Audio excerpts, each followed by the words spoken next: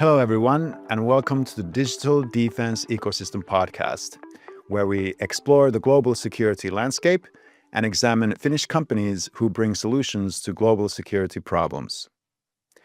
My name is Valtteri Vuorisalo. I'm the Professor of Practice for National Security and Security Policy at Tampere University. In today's episode, we will be looking at new technologies and their impact to defense and security. Joining me in this discussion are the Chief Business Officer from Agate Sensors, Mikael Westerlund, and Dr. Catharina Candolin from the Board of SSH Communications Security. Catharina, welcome to the show. Thank you, Valtteri. Catharina, you have a very extensive background in defense and technology and security. You did your PhD on decision-making in networks in a network-centric environment. I understand you're doing an MBA now with sustainable investing in defense. That's correct. Excellent. Congratulations. Thank you. And you've also worked with the Finnish Defense Forces as the chief of cyber and also within NATO. So exciting times for you, I understand. They sure are, yes. So with your background, when you examine the world events and the changes within defense and then technology, how are we securing the nation states in this era? Well, one of the big questions, I think, when it comes to cyber defense is how do we defend a nation also in the cyber domain? Because we know all what it means in the traditional physical domains. Like if you get a missile in your neck, you know it's an armed attack. Yes. And we know that then the nation has the right to defend itself. But what does this mean in the digital domain? So let's say that someone would attack our critical infrastructure, and that attack would have a similar impact as a traditional military attack. And here we come to this question of defending a nation also in cyberspace, because it has been understood that a cyber attack can be compared to a traditional kinetic attack if its impact and scale is similar. Right. And that would mean that the nation would have the right to defend itself. Of course, it's not straightforward. There are several aspects that need to be taken into consideration. So one is attribution, that you point at who was the one behind the attack. And attribution actually requires both the technical skills to attribute, but also the political will to do so. Right. Then we also need situational awareness, that what has actually happened. And we know that some authorities gather information, but companies gather information as well. So it's about getting this information and joining this information to get the situational awareness. We also need a clarity when it comes to leadership and control. Who is doing what? Who has the mandate to do what?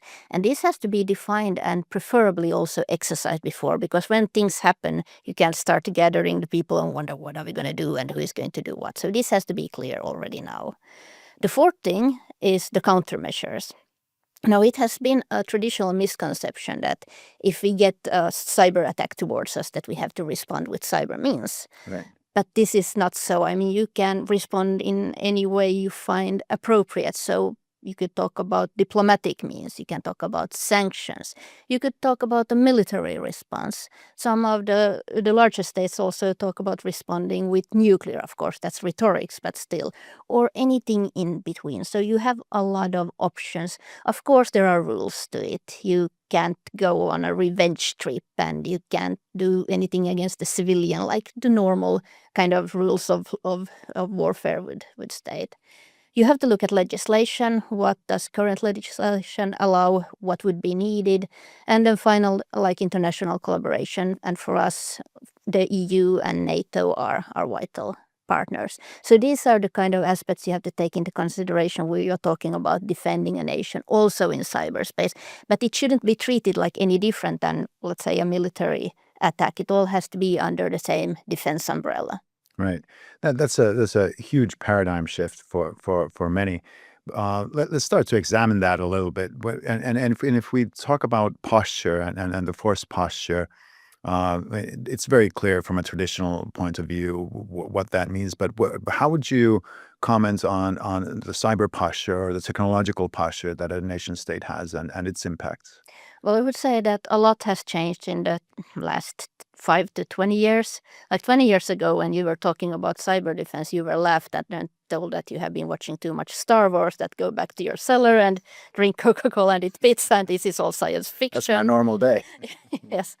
But then things started to change, and in the beginning it was mostly understood that cyber defense is about protecting your own systems. So it was more like technical information security. But then slowly we started to progress and understand that this is actually, it's not just a technical issue, it's a larger defense issue. And from then we started to discuss what kind of capabilities should, for example, armed forces develop, how should they collaborate, what does this mean from NATO kind of point of view. So looking, for example, at NATO, this has been an interesting development. NATO has always said that it's an evolution, not a revolution. Yeah. So back in the days, cyber defense was very much about protecting NATO's own systems and supporting member states. Then came the NATO pledge, so kind of supporting allies to be at a certain minimal level when it comes to cyber defense capabilities and protecting the nations from larger scale cyber attacks. Then we started to talk about cyber being recognized as a domain for warfare and kind of aligning that to the domains of land, sea, and air. And slowly we started to then look at what that actually means. And now if we look at NATO, they have established their operational center for cyber defense. And we are also talking about not only like cyber attacks per se, but the cumulative effects of cyber attacks. So it doesn't have to be a huge one. It can be small attacks here and there that then with the cumulative effects are being considered a major operation. And for example, cyber defense is part of NATO's collective defense, which means that Article 5 may very well apply. Yeah. So it is part of defense, but is it fully integrated in your view, or is it still isolated? How do you see that? I would say that it's somewhere in between. It's not isolated anymore as it used to be back in the days.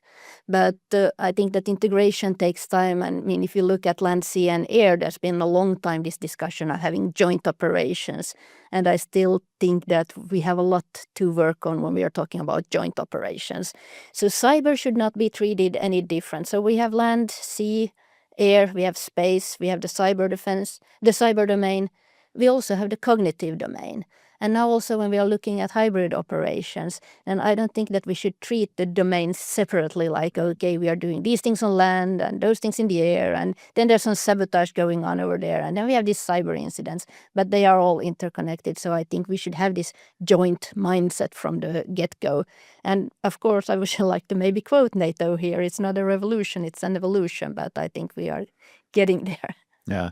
Do you still think that there's some cultural resistance in adapting new technologies and new ways of working, or is everybody clear on the importance?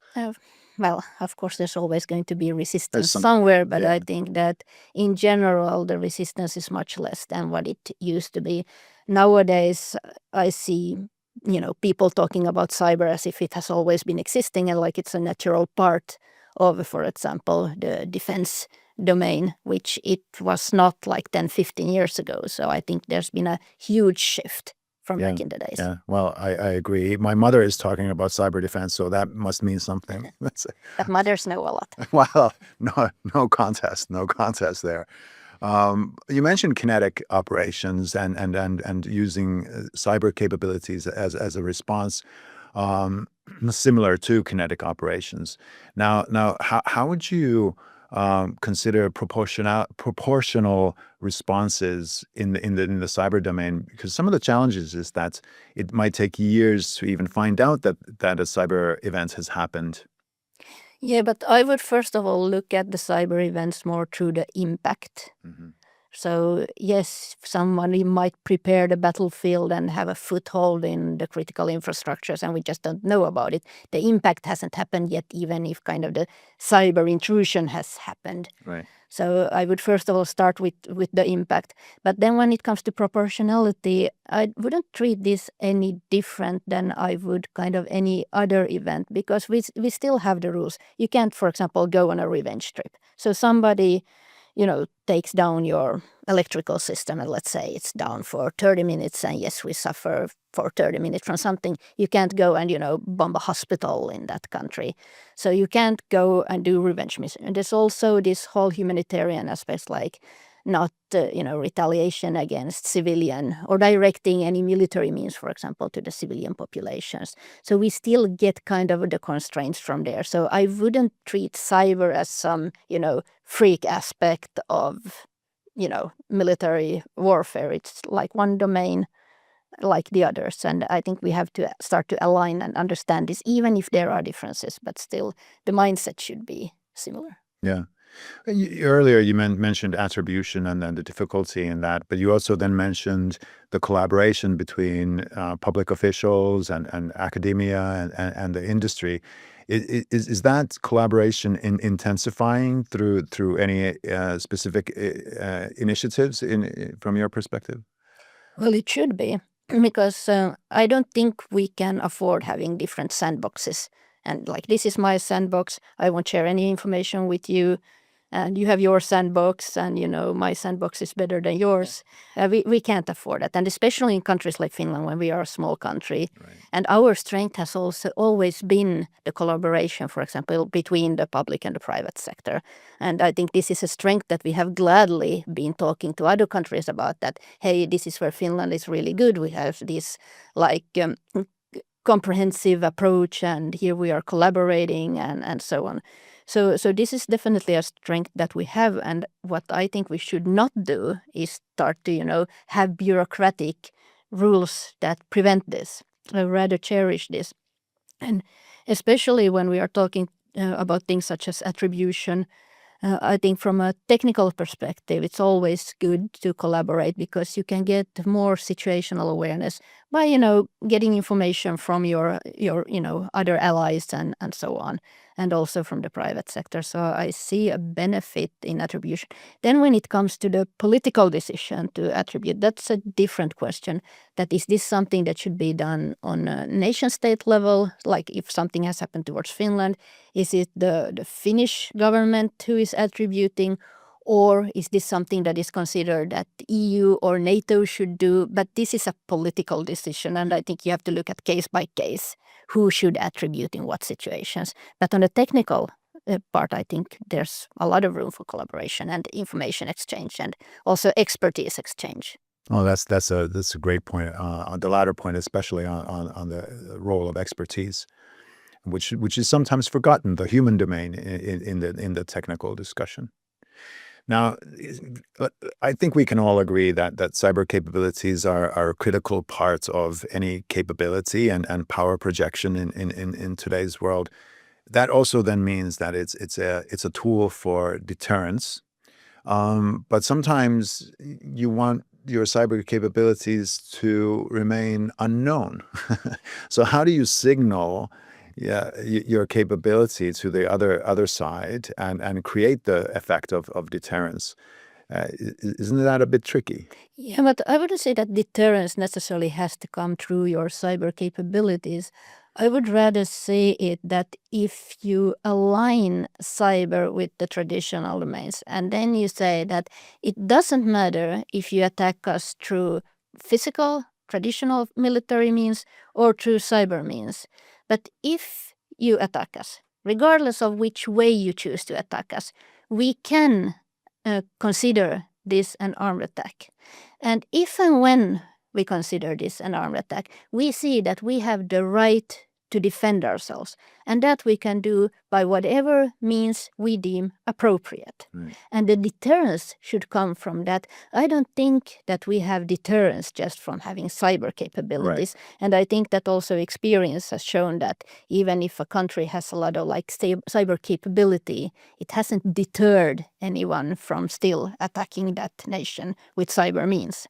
So I would take this question of deterrence to like kind of a larger question that it should be under the whole defense umbrella. Yeah, it's part of the broader deterrence. Yeah, it's about the impact, not the means. Yeah, excellently put.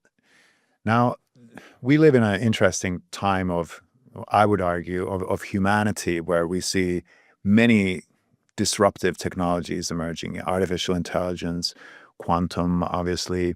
Then there's new types of miniaturized sensors that can bring new data streams and awareness of events for us. How do you see that impacting, or those technologies impacting our security in a broad sense? I think they're critical for our security, and I think this is a big question for Europe, because from a technology standpoint, I mean, we are falling behind the US and China. No doubt. And there is this old joke that US innovates and China replicates and EU regulates. And there is a sense of truth to that. And I think in Europe we really have to wake up to this technology development and start to put some effort in. And this is especially crucial also for defense. And I think we have woken up now to the fact that Europe has to take responsibility for its own defense. And the EU has its Rearm Europe project and trying to channel 800 billion euros to the European defense. NATO allies have also committed to spending 5% of their GDP on defense, which should also be seen through strengthening the European defense sector and defense industry. And I think here all these disruptive technologies that you just mentioned, like AI and autonomous systems and quantum computing, are extremely relevant. So we need to really step up our game. Oh, no question there. The question that follows is how can we, or are we able as Europe to create sovereignty or autonomy in these technologies?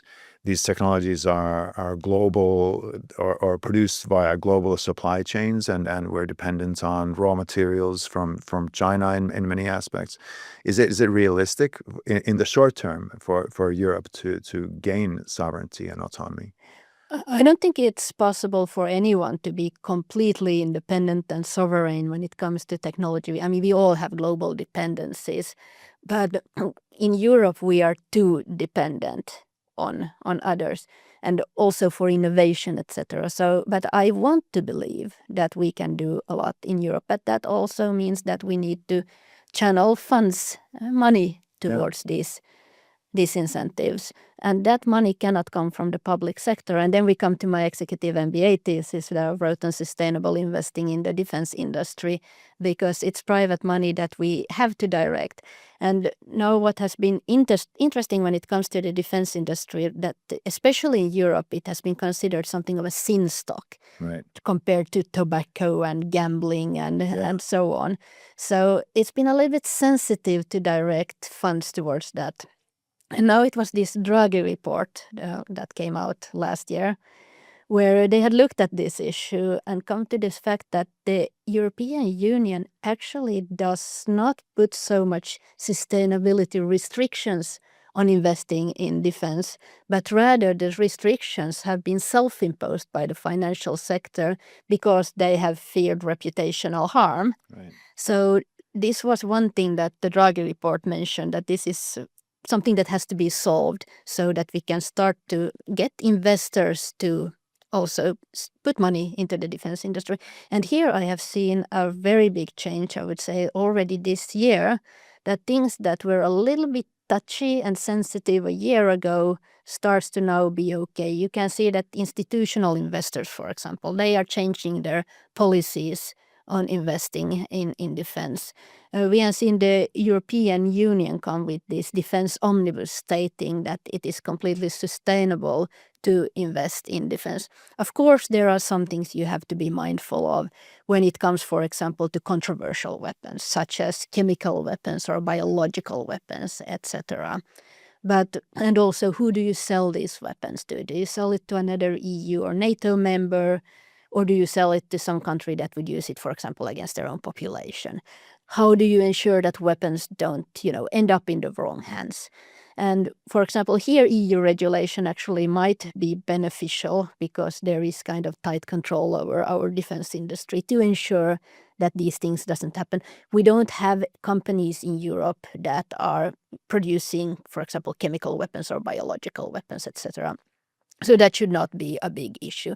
But these are the things you have to be mindful of. But I think if you are mindful of what you invested and what the companies are doing, what are their conduct, and they are not breaking international norms, I think we have a lot more freedom to utilize than we have previously done. And now you can see investors waking up to this. And because of this reason, I am optimistic that we can really start to strengthen our European defense. And also from a sustainability point of view, I see the biggest risk to sustainability on all aspects of ESG is warfare. Mhm. And the best way to prevent warfare is what we already touched upon, deterrence, having a credible defense so that it will become too expensive or too dangerous for an enemy to attack us. But to have a credible defense, it's not enough to have a very good armed forces. We also need the defense industry. So here we come back to this issue of technology and defense. We need to invest in our own technology and in our own defense. These are interconnected and interlinked. So it's vital for European security. Absolutely. I think it's a great observation that it's actually self-regulation that has stopped the investments. You mentioned that investors are waking up to this. Are we still in the early days of this awakening, or do you think it's well underway already? I think it should start to now kind of get the pace, because this awakening, well, it started to happen when Russia attacked Ukraine in 2022. It escalated when Trump became president and started to say to Europe that, hey, you have to take care of your own defense. Of course, this is not something that only Trump has said. We can go back to Eisenhower, who already said that, hey, Europe, you have to take care of your own defense. Obama has said this.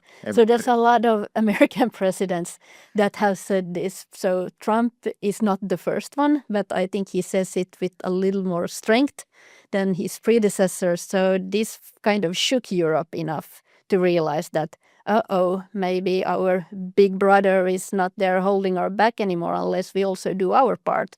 So it's been a good awakening. So you have seen now that the investors are starting to change their policies. And I think it's very important now that the Council also accepts this European Defence Omnibus proposal that actually says that it's sustainable to invest in defense. And they also said that, for example, nuclear weapons are not considered controversial, which has been another sensitive issue. Nuclear weapons have not really been classified as controversial, but it has been kind of an interpretation that is it or is it not? And it has been a little bit unclear in Europe that is it or is it not? And that you can see, for example, in certain policies, that some policies from, for example, institutional investors, they completely ban it. They don't want to touch anything that has to do with nuclear weapons. Some might accept investing in companies who gets less than, let's say, 5% of their revenue from producing components related to nuclear weapons or maintenance, etc. But there's been a lot of kind of sensitivity around this issue, but there has not been kind of any clear stance that is it or is it not. So now the EU Defence Omnibus is saying that nuclear weapons are not controversial. So that is kind of a big deal. Yeah. So I think that if the Council now accepts this proposal, then there should be a clear stance for Europe. Okay, this is where we stand. And that should make it easier also for investors, institutional or private investors, to kind of reform their own policies. Because what's happening now is that everyone is looking a little bit at what the other ones are doing. What's my competitor doing? And I think the funniest part when I wrote my thesis and I did a survey was that one investor actually said that, yeah, we kind of copied our competitors' policy. And I think it kind of shows that everyone is looking a little bit like, what are the other ones doing? And then making small adjustments. But I think if the European Union now comes with a stance that this is our standpoint, then maybe it can support investors to take maybe bolder decisions. And hopefully this discussion between the investors will continue, that where do we draw the line? For example, controversial weapons. I think that's a kind of a clear line to draw. Absolutely. So, Katarina, there's many things changing in the world today: geopolitics, technology, etc. The security situation. For the next generation of people focusing on these areas, what advice would you have? What skill sets to focus on? I think the main skill you need to have, actually, regardless of age, is the skill to learn. Yeah. Because you might be very skillful at one thing, but the world is changing, and maybe the skills you have right now are not so relevant after 5 years. So you have to have the skill to always learn new things and adapt to the changing situation. But I also would like to point out that it's very important to be mindful of who you are as a person. So let's say you're an introvert and you really like to just do your thing and be really focused on that and not so much talk to the world. Then do your thing. Be the best at that and enjoy that. But just be able to learn new things as things go on. But you don't then have to be the best like communications expert and go out and tell the world about everything. And if you're an extrovert and you like going, out and talk about things, then be very good at a lot of things. You don't have to be the super expert in one thing, but you're not gonna be like the best nerd sitting in the basement focusing on one thing. So I think that the greatest skill set you need to have is to learn, but also be mindful of you are as a person and stay true to yourself. So if you want to focus on one thing, then do that. If you want to go out in the world, do that. Be the best you can be. Oh, that is brilliant advice, and I love it, especially since it applies to all of us. You really need to constantly adapt and constantly learn, regardless of your age, in today's environment, and staying true to yourself. What that might be an effort to sometimes to understand what it is actually that you're being true to, but it certainly is the groundwork for all success, I would argue. I think so. And many times we might have a picture of ourselves, for example, being the big leader, but maybe you're not really the big leader. You are very good at an expert. Then there should be value in that, in being the expert. Or maybe you are a good expert, but you would have really good leadership skills. Maybe you need to look in the mirror that where should I be? And I think, as someone said earlier, that it can be a very painful process, but I think it's also a growth process to A- find your calling. and a journey worth taking many times. Definitely. Absolutely. So one final question: with these new technologies and then the implementations and adaptations, what do you think is the most difficult part in adopting and implementing new technologies? Um, I would almost say that to not impose rules and regulations on why not to do it. So rather be brave and go and try things and not invade obstacles for yourself. Excellent. Katarina, this concludes our time together. It has been an excellent discussion. Thank you so much for joining. Thank you.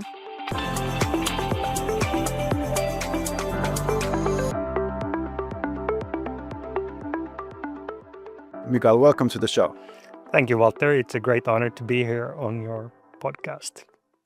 Mikael, Agata Sensor is pioneering in hyperspectral sensing technology, which is a very complex word. What does that actually mean, and what are you guys doing? Indeed, it's a very, very scientific word per se, but if we try to look at this from things that we do know, so we do know that our own eyes, they are built in such a way that we can see three colors: red, green, and blue. Yeah. And we experience the environment based upon these three colors. The cameras that we are using on our mobile phones today, they are also built to replicate what we see with our own eyes, reading three colors. The hawk, for example, the hawk can see four colors. Okay. The hawk can distinguish a prey, or for example, a rabbit on a field, even though it's hiding in the grass, due to this capability of being able to read four colors. So what if we had a technology in our hands that could not only read three colors, four colors, but hundreds of colors? Right. What could we do, as we have the capabilities of machine vision, AI, and how does this change what and how we use spectral data in our daily lives or on the battlefield. That is very inspiring. Now, I'm under the impression that previously this type of technology has been huge and bulky, but you guys have found a solution to make it a lot smaller. All current technologies commercialized today are working on the simple principle of separating different wavelengths prior to detection. And this results in quite low signal-to-noise ratio because you need to filter out before you detect. So the light energy available for the actual detection is quite small. So our technology is working on a totally different working principle. So we have no filters, no diffraction elements like prisms or mirrors. We utilize all the incident light energies, all the light available at the level of the detector. And then through the structure of our semiconductor chipset and the software that we are utilizing, we can then reconstruct the spectral information from the electric signal that the detector creates. So that means that we have a platform that is totally software controlled and defined, which means that it can be packaged in a very, very small form factor. So current solutions are, as you said, size of a small suitcase. Wow. And today we can package, the capability of the small suitcase into a pixel that is 2 by 2 microns. Oh my goodness. So the scale factor here is quite huge. So we are at a point where we can start considering, okay, today if we want to use a spectrometer, which is the name of this device that you want to measure wavelengths with nanometer accuracy, it's not even feasible to consider, okay, could I have 100 of these spectrometers in a form factor that I could carry as a person? What if I had 1 million of these spectrometers? What if I had 10 million of these spectrometers? What would that mean? And that's the sort of path that we are on. This has implications to, let's say, the old optics business as well. How does your capability impact that area then? Well, it does impact, considering that now we have a technology that can be mass produced, can be produced on the same semiconductor chipset line as the imaging sensor on your mobile phone, but to a lesser cost because we have fewer components. We're lacking this, what we call RGB filter, which is today placed on top of the detector. In our solution, there is no such filter. So on a cost basis, we are cheaper to manufacture. We have a capability that is far superior. And of course, that puts us on a trajectory to eventually replace all of the current imaging sensor capabilities available. Wow. So let's talk practical utilizations of this technology then. And you mentioned about 16 by 16. That type of capability will impact situational awareness, for example, in the defense sector. Am I right in this interpretation? Absolutely. So we are already envisioning that this test chip as such will provide us with totally new capabilities, and we are already in discussion with certain defense partners to actually start implementing this capability. And for example, having the ability in a smart weapon sight to distinguish between a flying object in the distance, maybe below the tree line, and having the opportunity to actually distinguish, is that a bird or is that incoming drone, FPV drone, for example, which by current camera technologies is extremely difficult to distinguish, if not even impossible. One concern that is always associated with analysis of data is the utilization of cloud capabilities for crunching the data. Yeah. Am I correct in understanding that you guys are cloud independent, or how does your technology utilize that? That is correct. So, of course, considering now that we have a technology where each individual pixel is a spectrometer, the amount of data that already this test chipset with 16 by 16 pixels will start to generate will be humongous. So it's not feasible in any way to consider that we would start to offload this type of huge data amount off the chipset and then through some data pipe to the cloud to do processing and so on. So we need to be quite smart on how we utilize this data, running all of these, I would say, essential algorithms and applications on chip, so that we can utilize, very, very thin data pipes for basically just interrupt type of messaging.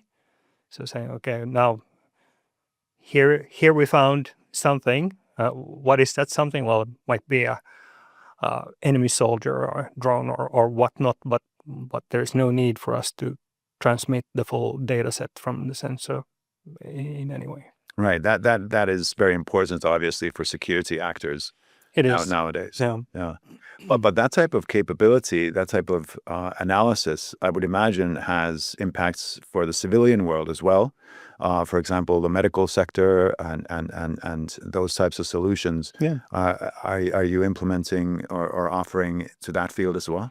We are, yes. So some day-to-day applications, and many of us are utilizing today, are some sort of smartwatch ring, like myself. bracelet, Yeah. something like this. And when we look at the bottom of these devices, we find some flashing light and some detector array that is then measuring heartbeat and whatnot. Keeps me awake at night, actually. Yeah, potentially that even.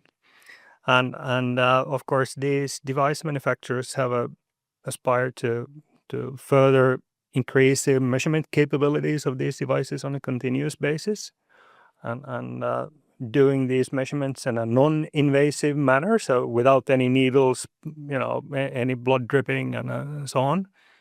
So our solution offers an opportunity to dramatically reduce the overall complexity of these measurement setups. So if we look at some of these flagship products today, we find that they have 13 different colors. They have a broad number of detector arrays then deployed on the backside of these watches, and we are offering these manufacturers an opportunity to start utilizing a broadband light source and a single detector, and then do all of the smart stuff in the software domain instead of having these sort of really hardware constrained device architectures that currently prevail. Well, that is huge, and I can imagine that the medical field must be also excited about this. But what always we run into with new technologies, or often, is the normative frameworks and legislation and concerns about privacy and those types of things. Do you have to cope with those type of issues with your developments, or is that something then further on down the road?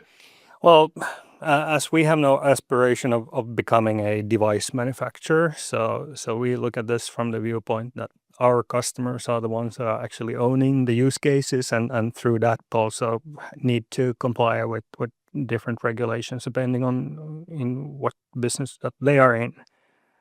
We then just need to be sure to comply with those requirements coming from our customers, but not necessarily from a sort of governmental or legislative viewpoint. If I understood correctly, this is a great offering, obviously, but it's not only hardware; it's also software. The capabilities that you offer, and from that perspective, then how do your next 3 major milestones look like? Oh, it's so exciting! I get goosebumps when we talk about this aspect. Yes, you're absolutely right. So yes, we are both a hardware and software company, and going forward, we see that the value that we will bring will basically be 80% software, right, and 20% hardware. And this is what really is changing this industry, that we are shifting away from being hardware to software dependent. And talking about the milestones, for the first time, we had the opportunity to actually disclose our first laboratory stage proof of concept demonstrator. This is like Christmas. This is.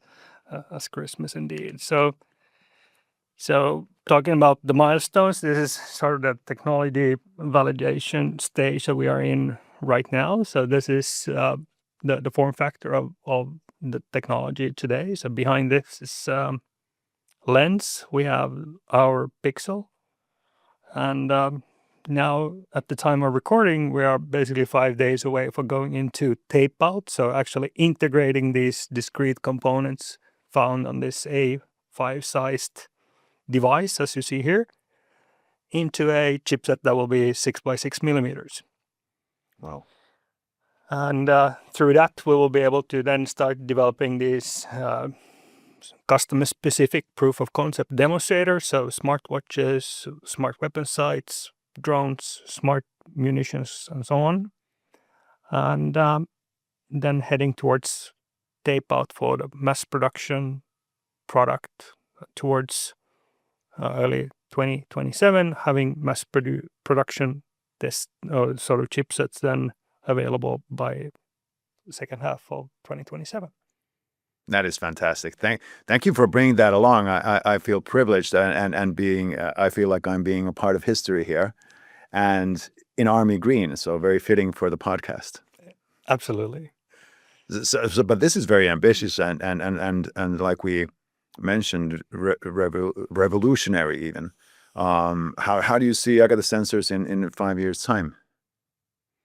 In 5 years' time, we are at a point where we have already the first mobile phone customers integrated products on the market.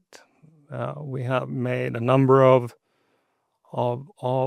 customer projects with different defense players, ranging from smart weapon sights to drones to loitering munitions and smart ammunitions.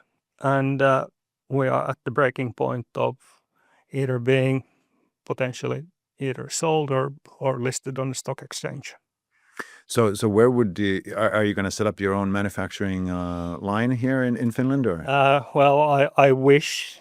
No, Yeah. Seriously, there is no sense in that. So we are utilizing what we call a fabless business model. So we are utilizing existing semiconductor fabs to actually produce our sensors that we then sell to our customers.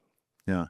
So we're talking here, and this is a great story, and it sounds so easy that you guys had a great technology and now you're conquering the world.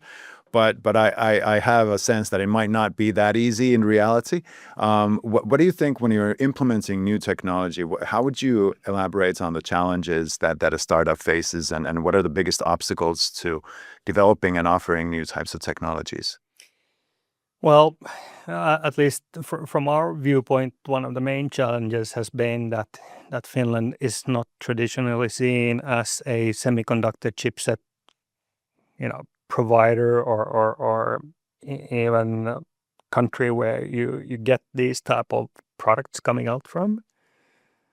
So convincing investors to invest in our project, in our team, and our technology has not been a straightforward and easy path to walk. Eventually we got there, and extremely grateful for the opportunity that we have been given through that, but it was not easy. Yeah, I can imagine. Only that's a lot of sleepless nights, maybe. You could say that, yes. Yeah, excellent. This concludes our time together. Huge thank you to Mikael and Catharina for having a great discussion on new technologies in the defense and security sector.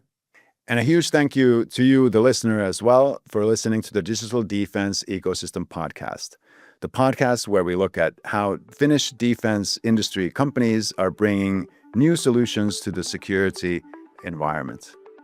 Please make sure to listen to our future podcasts as well. Very excited about our new content. I'll see you then.